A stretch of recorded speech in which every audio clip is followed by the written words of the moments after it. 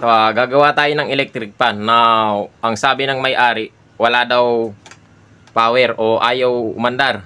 Sabi brown out. Kaya na sa mga ganitong klase ng electric fan na walang power, ako ang unang-una kong ginagawa dyan, ito, titignan ko to kung madaling paikutin. Kagaya niyan. Madali siyang umikot. So, pangalawa, aalugin ko kung may alog yung shafting bushing. Yan. Tapos, pag okay naman yung shafting bushing niya, walang alog, maaaring yung fuse. Sa ganyan kasi, pag bumigay ang fuse, maaaring may problema shafting bushing o di kaya sa capacitor. Ayan guys, baklasin natin yung motor. Ayan, babaklasin lang natin siya. Kinalago na siya doon sa may stand. Ayan guys, hanggat binabaklas ko to, promote ako ng channel ko. Sa mga hindi pa nakasubscribe dyan, inaanyayahan ko kayo mag-subscribe sa aking YouTube channel. At pahit na rin ang notification bell para lagi kang updated sa ating mga gagawin pa at i-upload ng mga video. Ayan guys, nabuksan na natin yung takip. Tanggalin natin itong swing arms. Sa ganito, ay yung iba nire-recta nila o binabypass yung fuse. Pwede naman yon. Kaya lang, pag nagka-problema uli, sunog na yung motor mo. O motor ng electric fan. Ayan, total nakalabas naman na tong linya. Check na rin natin yung ano, baka sa plug lang. Check natin dito sa may, ito yung line 1. So hindi nakikita yung ating tester. Ayan. So ayaw talagang gumana. So ibig sabihin, sira nga yung fuse. Sa ganito, pag ganito na bago naman yung electric fan at okay naman yung ikot niya, kondisyon naman. So ang nagiging problema nito ano lang fuse lang.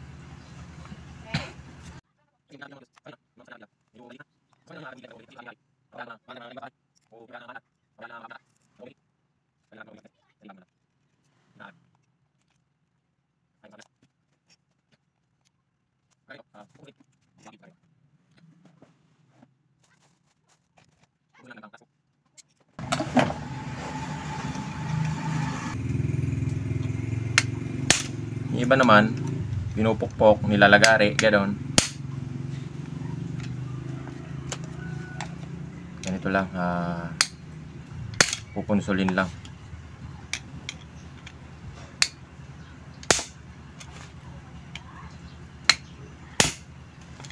Yan, tanggal na.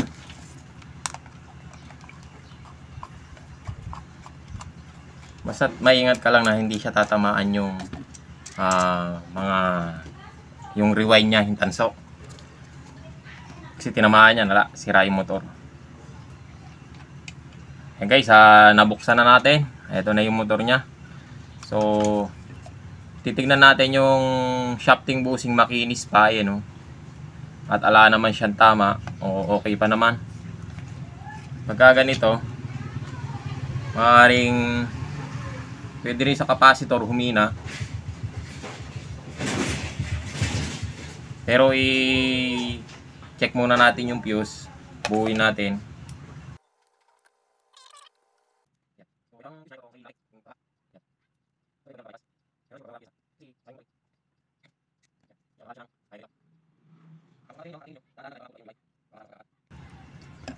So ayan, naputol na natin.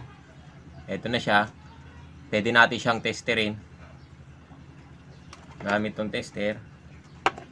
Check natin kung ipalo ba. Ayan. So ibig sabihin, ayan, tinester natin, wala siyang palo sa tester. So ibig sabihin, wala nga talaga, sira nga. Ngayon, papalitan natin ng ganito, ng fuse.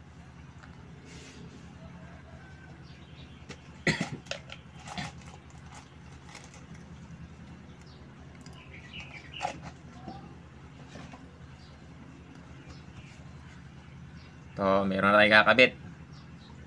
Kabit na lang natin.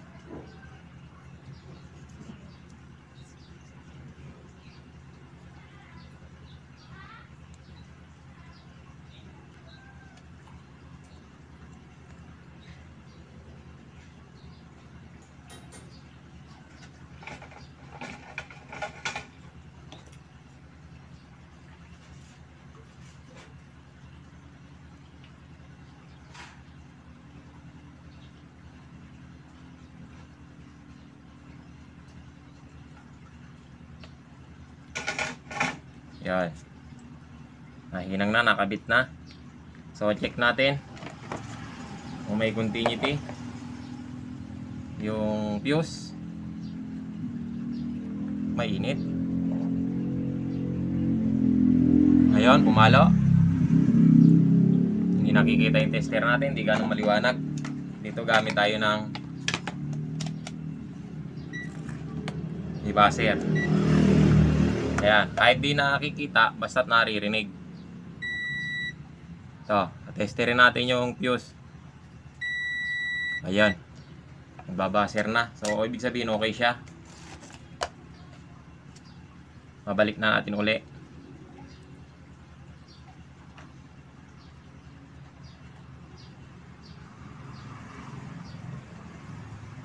At para malaman natin kung may problema nga yung capacitor o fuse lang talaga.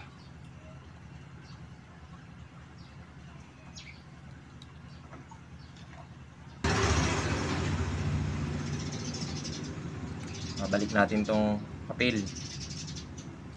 Itong papel na to, may trabaho dyan yan. Kalang dito yan para hindi nagmo-moist. Pagka kasi walang papel na nakalagay, magmo-moist yan. Masisira yung rewind.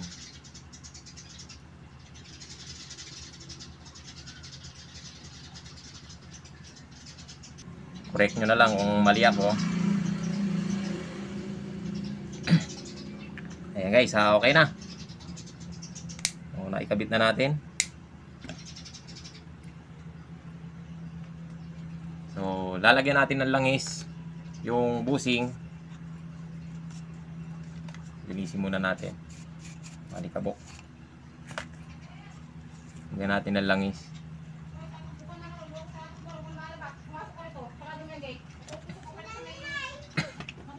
Itong kabila.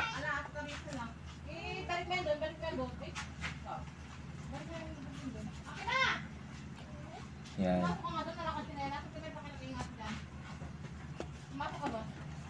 Sa pagbabalik, dahan-dahan din.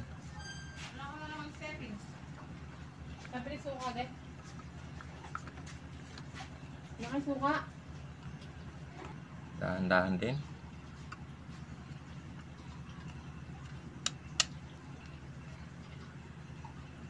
So ayan, nakikabit na.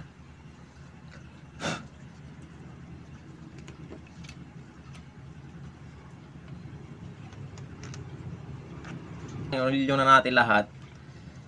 Yan. So, pag mahigpit, pag paikutin yung ehe to, medyo mahigpit. Ayan. Pupukpukin nyo lang ito. Ayan, pukpuk lang, ganyan ninyo lang. Para hindi siya mahigpit. So, okay naman na, kaya lang mayroon pa tayo nakakalimutan pala. Ito. Pag ako kasing gumagawa ng electric pan, mas gusto ko yung meron siyang play na konti, yung atras sulong ba, kaysa yung wala. Ito kasi wala, mahigpit. Hindi pa ako satisfied sa ganyang ikot kasi mahigpit. Wala siyang play. Saktong-sakto lang. So pagka ganyan, magbabawas tayo ng spacer.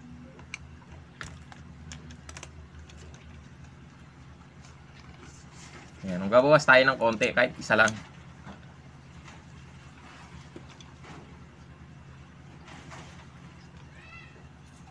Ayan, babawasan natin siya ng washer, pinaka-washer. Ito. Alisin natin yung itim. Kasi pagka ganyan, namamaga kasi itong itim na to. Mahaba yan.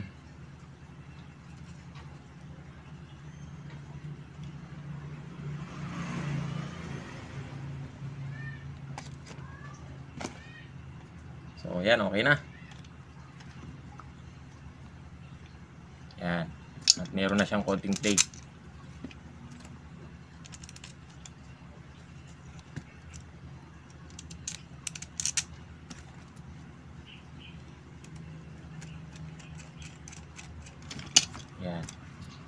Saka natin siya pupukpukin.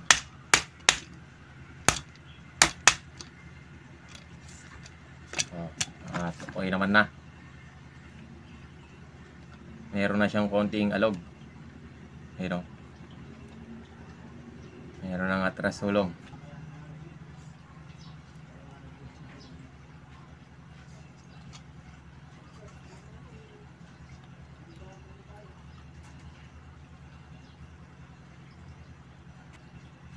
Yun.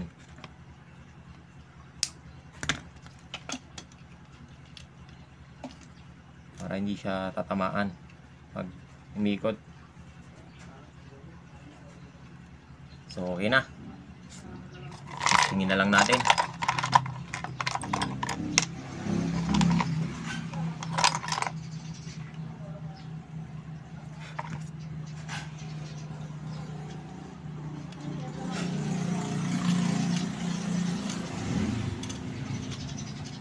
Yan. Testing tayo, testing. Nakabit natin yung LEC para malaman natin kung malakas.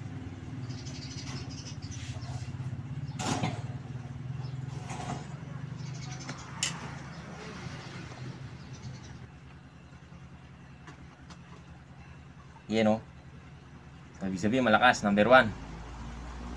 So, overheat nga lang siya at buo naman yung capacitor. Okay naman siya. Sa kung nito overheat lang talaga.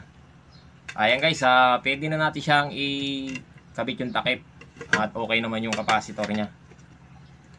At yan guys, sana nakatulong sa inyo ang video na to. Lalo na sa mga baguhan pa lang na nagre-repair. At maraming salamat sa panonood.